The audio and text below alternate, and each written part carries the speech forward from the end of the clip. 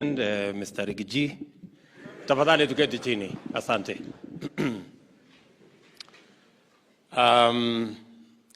Mawaziri mulio hapa pamoja na uongozi wa Central Bank, Chairman, Governor, Deputy Governor, uongozi wa jeshi letu la polisi, Bwana IG and your deputies, Governor wetu wa Kajiado na viongozi wa Kajiado, na officers wote mliokuja hapa na wananchi, hamjambo. Kwanza mimi nataka nichukue nafasi hii niwapongeze jeshi la polisi na vile vile Central Bank of Kenya kwa sababu ya kolabo mumefanya, ndio hii facility imepatikana. Nasema pongezi sana.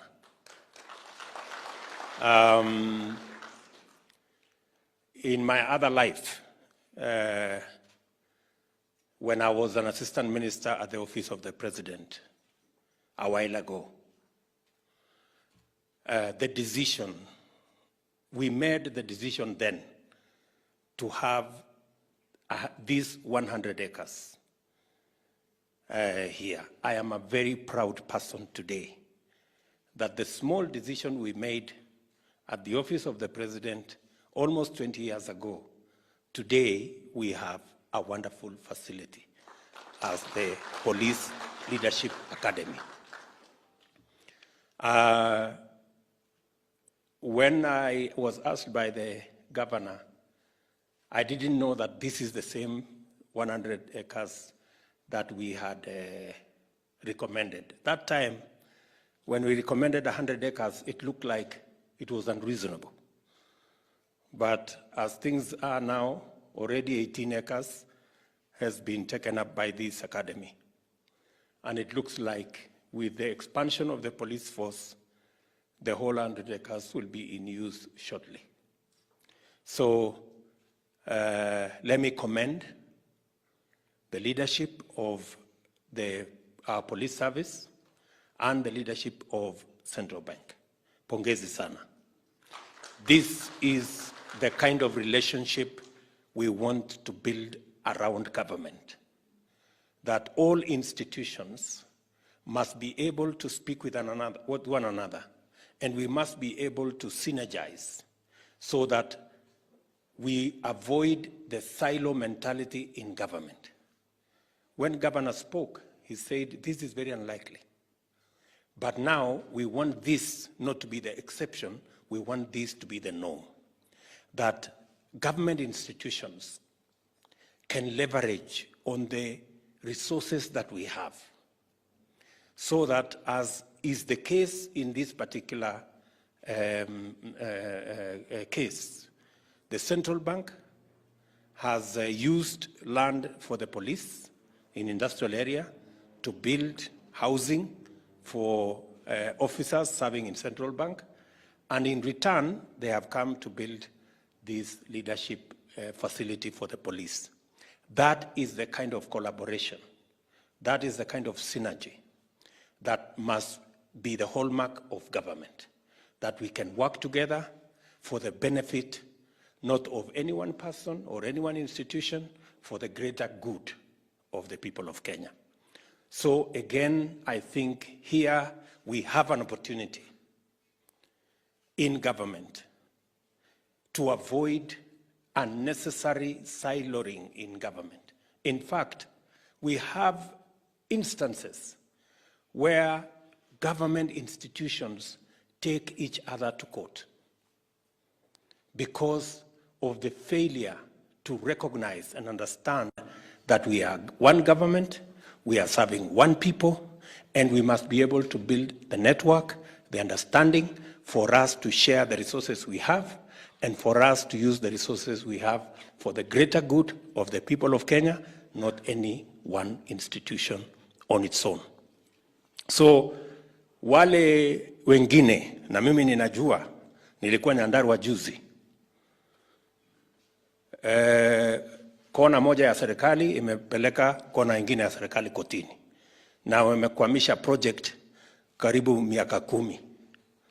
Wale wote katika serikali yetu ya Kenya ambao wamepelekana kotini wajifunze kutokana na hii collaboration tumeona kati ya Central Bank na jeshi yetu ya polisi, ya kwamba tunaweza kushirikiana na tunaweza kuongea pamoja, tuweze kutumia ile resources tuko nayo kwa manufaa ya the different institutions that we serve, but also for the greater good of the government of Kenya. Secondly, I also want to commend our police force.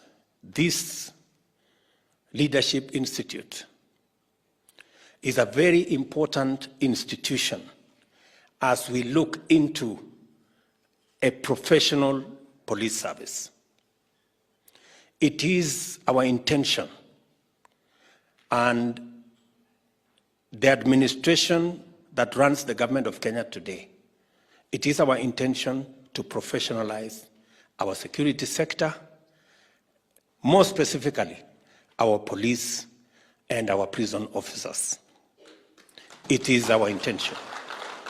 And we are going to work with you to make sure that men and women who serve in our police service are proud of being the men and women who look after our children, who look after our property, and who provide that service that secures our country.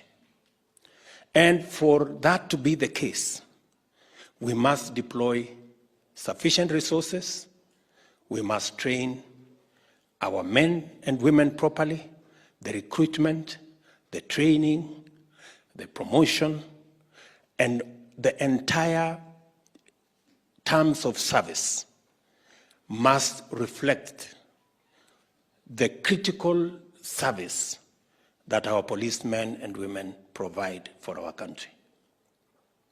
And as Deputy President has said, this morning I have appointed a task force to look into the reforms that are necessary for us to remove the gaps that currently exist in our police service, to think broadly and deeply into what does the government of Kenya need to do to make sure that the recruitment, the training, the promotion, terms of service, and all conditions are the best conditions possible for our men and women in the police force and in our prisons to serve their country. And I want to assure you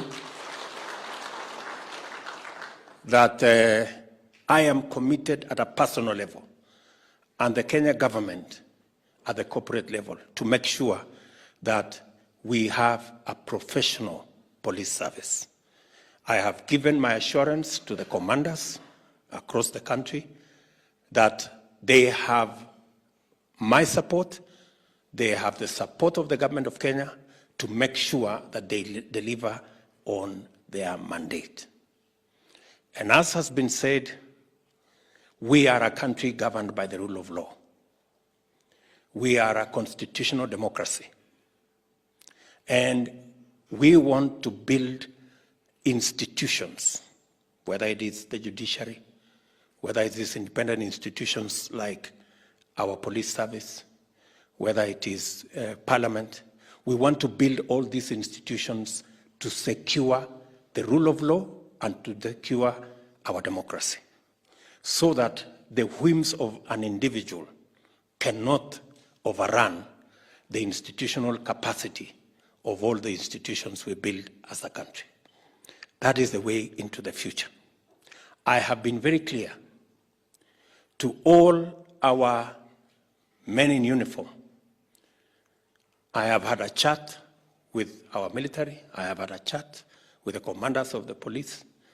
And I have been very clear to these men and women that they have a cardinal duty to secure the lives, the property, and the nation of Kenya, to make sure that we can rally our development, we can rally our progress in a secure environment.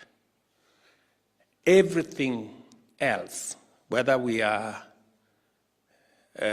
running development issues or we are running our politics, it will be very difficult if we do not have a secure environment. And therefore, collectively, it is our duty as a nation. Kenyans, in their individual capacity, have a role to play. The bigger role is in the shoulders of our security men and women. And we will support you. We will go out of our way to make sure that we make it easy for you to deliver on your mandate. And I have said this, that because we are a country of the rule of law, because we are a constitutional democracy, you must be grounded on the understanding of what the law says and what the Constitution says. And that is why this Leadership Institute is very important. That is why the curriculum through which our security men and women go through is very important, so that you can be grounded in the understanding on what you have to do, what is your mandate, what is your constitutional responsibility.